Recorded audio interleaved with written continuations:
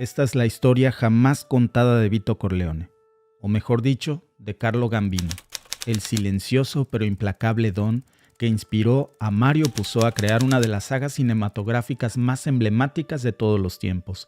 Pero detrás de la dramática interpretación de Marlon Brando, existió un hombre de carne y hueso, cuyo reinado en el mundo del crimen organizado fue aún más fascinante y formidable que cualquier película que hayas visto. La vida de Gambino fue quizá más espeluznante que la propia película. Con su astucia y discreción no solo esquivó la cárcel, sino que mantuvo su imperio en la sombra, lejos de las cámaras y los titulares que otros mafiosos tanto codiciaban. Pero lo que muchos no saben es que la verdadera historia tiene giros que la ficción no se atrevió a explorar. Un detalle crucial sobre Gambino ha eludido al público durante décadas. Un secreto que si se hubiera revelado en Hollywood habría sacudido los cimientos de la mafia como la conocemos. ¿Qué pudo haber sido tan explosivo que incluso El Padrino no se atrevió a contarlo? No te vayas, porque al final de este video vamos a descubrir juntos el secreto mejor guardado del verdadero Vito Corleone, Don Carlo Gambino. Uno que se llevó hasta la tumba.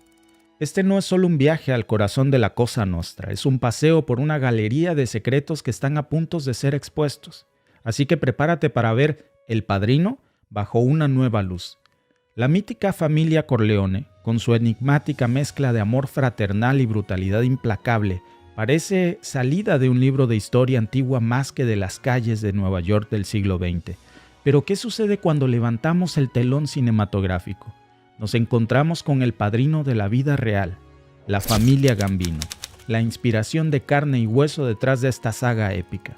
Mientras que el honor y la tragedia bañan a los Corleone en El Padrino, los Gambino escribieron su legado con una astucia y una discreción que desafiaban incluso al propio Vito Corleone. Carlo Gambino, al igual que Don Vito, era un líder silencioso. Prefería la sombra del anonimato al reflector de la violencia. Su poder no nacía del miedo, sino de un respeto casi reverencial. Al desplegar una red de influencias que iba más allá de los negocios familiares, Gambino entendía que el verdadero poder no se ostenta, se teje en una trama oculta de la vida cotidiana. A diferencia de las escenas de la película, en la escena icónica de la oficina de Don Vito Corleone, donde se tomaban decisiones de vida o muerte y le besaban la mano, en la vida real, Don Carlo Gambino tomaba sus decisiones no desde un trono, sino entre sus propios hombres, comprendiendo que la lealtad se gana no con autoritarismo, sino con reciprocidad. Pero no todo era tan romántico como en la película. Los Gambino, como los Corleone, tenían sus propios esqueletos, secretos oscuros que escondían detrás de una fachada de respeto, historias que nunca llegaron a la película, traiciones, desapariciones misteriosas y pactos que se extendían mucho más allá de las calles de Nueva York. Y en el centro de este laberinto, un secreto guardado celosamente que pudo haber sacudido los cimientos de la Cosa Nostra si se hubiera descubierto en aquel momento. Los Gambino, al contrario de los Corleone, vivían más allá de los sindicatos y los casinos. Eran empresarios poderosos, visionarios con una red tan extensa que sus tentáculos estaban en casi todo Nueva York, desde la construcción hasta la industria textil, incluso los clubes nocturnos y sí, entre muchos negocios, también el comercio ilícito del contrabando. Su influencia se infiltró silenciosamente en la sociedad, tejiendo una red que sostendría su poderío durante décadas. Carlo Gambino, con su discreta fortaleza, sabía demasiado bien que la verdadera influencia rara vez viene con un estrépito y con la fanfarria. Viene en cambio con la silenciosa acumulación de poder, con la habilidad de mover los hilos en secreto. Mientras que Vito Corleone declinaba en la ficción la oferta de involucrarse en el narcotráfico, por ejemplo, Gambino enfrentaba dilemas similares en la vida real. Pero su enfoque era más pragmático, una balanza que pesaba el riesgo contra la recompensa, siempre eligiendo el camino que protegiera el legado de su familia a largo plazo y no solo a corto plazo, al igual que Don Vito Corleone. Y la moralidad para hombres como Don Carlo Gambino, en parte también como Don Vito, no era una cosa de blanco y negro. Era un espectro de grises. La justificación de sus actos no se encontraba en códigos legales o éticos universales, sino en un código personal de honor y lealtad. La protección de la familia, el respeto a la tradición y la palabra dada era el pilar de su código moral. En un mundo donde la traición era una moneda corriente, mantener la palabra era lo más sagrado para Don Gambino.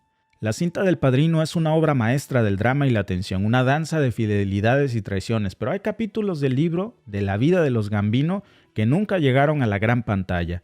Eventos que moldearon el curso de la historia del crimen organizado con una fuerza tan potente que su eco incluso resuena hoy. Por ejemplo, algo que no se encuentra en la película es una reunión secreta de la Cosa Nostra. El aire cargado de secretos susurraba historias de poder, también de traición y sindicatos del crimen que hoy se desvanecen en la bruma del tiempo.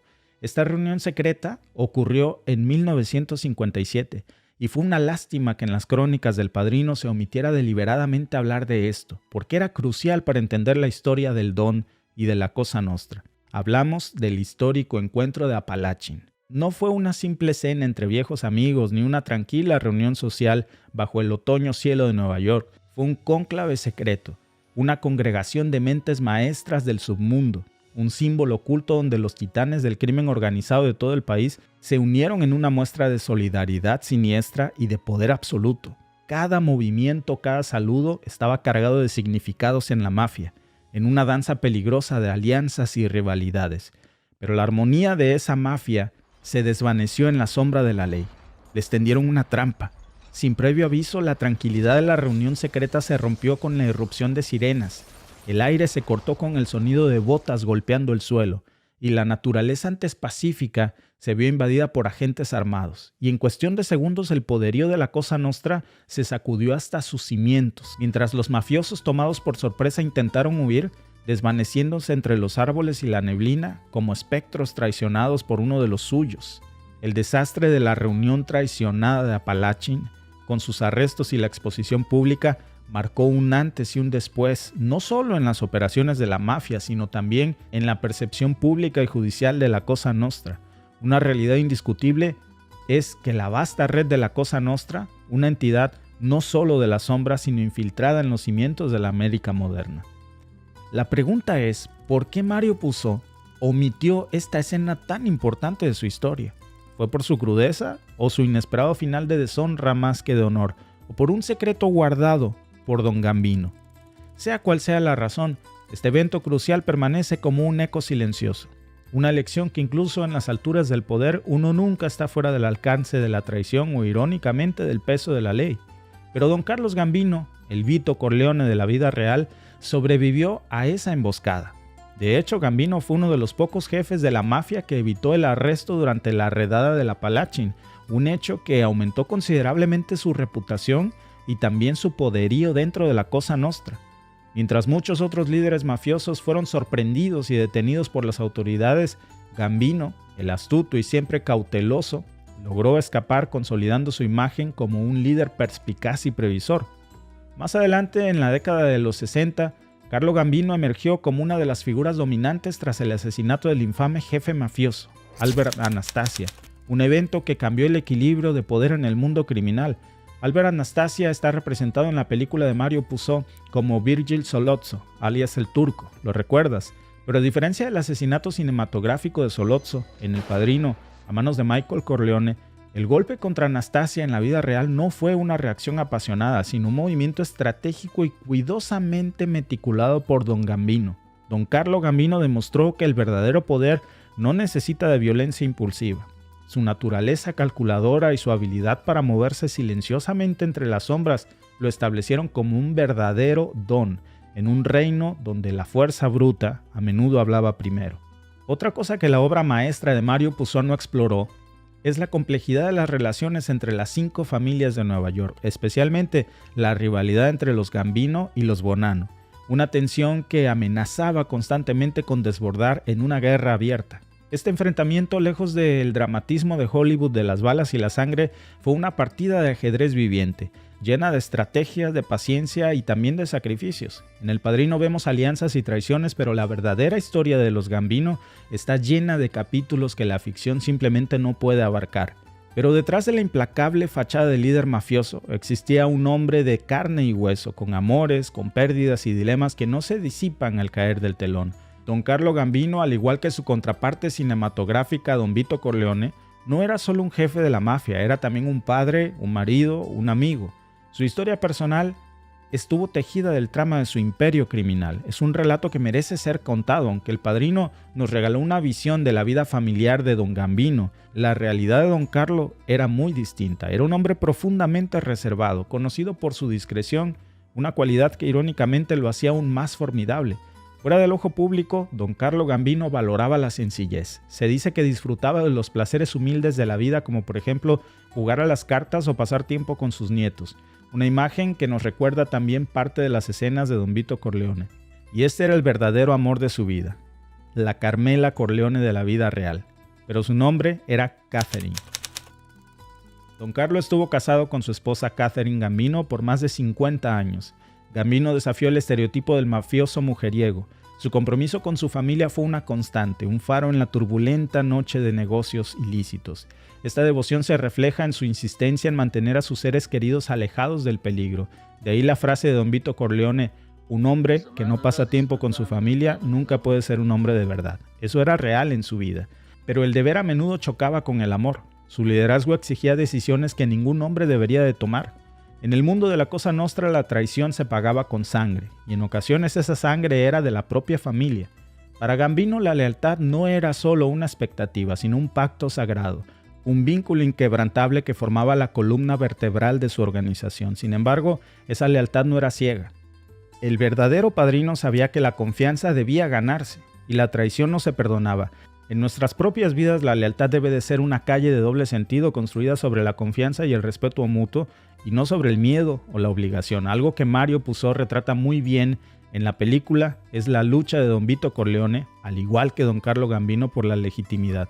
Es una batalla constante entre ambos. Incluso es la tarea de Michael Corleone, lograr que la familia sea completamente legítima en 5 años. Es la promesa que le hizo a Kate.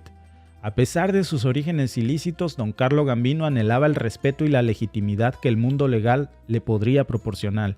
Finalmente, aunque la historia de Don Carlo Gambino está teñida por la violencia y la ilegalidad, también nos muestra la importancia de su familia, la perseverancia y la astucia en cualquier empeño. Su vida, con todas sus contradicciones, nos enseña que somos más que las peores cosas que hemos hecho, que la grandeza de un hombre puede encontrarse en los lugares más insospechados y que incluso en la oscuridad hay un espacio para la luz. Comparando la representación cinematográfica con la realidad, vemos que la grandeza de la pantalla a menudo ensombrece la humanidad del personaje. Don Vito Corleone es Don Carlo Gambino magnificado, un reflejo donde las emociones se intensifican y las acciones se dramatizan. Pero más allá del glamour y el drama, se encuentra un hombre que, como cualquier otro, estaba tejido de fortalezas y debilidades, de amor por la familia y la ambición de poder. Aquí la cultura popular nos recuerda que incluso las figuras más míticas tienen un corazón que late al ritmo de emociones terrenales. Ahora, ¿quieres saber cuál es uno de los rumores mejor guardados de los secretos de Don Carlo Gambino? Un as bajo la manga, una conexión, un pacto tan peligroso que incluso el más creativo guionista de Hollywood no se atrevió a nombrar.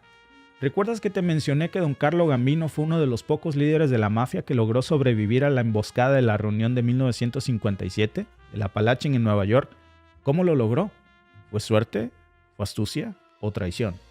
Imagínate un secreto tan profundo, tan volátil, que podría haber desencadenado una guerra dentro de la Cosa Nostra si se hubiera descubierto. El tipo de revelación que habría hecho que los cimientos de la mafia temblaran hasta en sus raíces. Los rumores, esos hilos silenciosos tejidos dentro de las redes del crimen organizado, hablan de un pacto oculto, una alianza que Don Gambino forjó en la más profunda clandestinidad.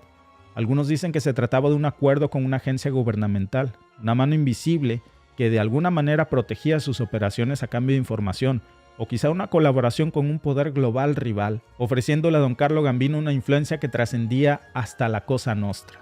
Otros susurran sobre conocimientos prohibidos, sobre la posesión de pruebas que podrían haber desacreditado a figuras prominentes del gobierno, tanto en el AMPA como en las esferas de la respetable sociedad, equilibrando siempre el delicado juego de poder como un maestro titiritero, cuyos hilos se extendían más allá de lo que cualquiera podía imaginarse.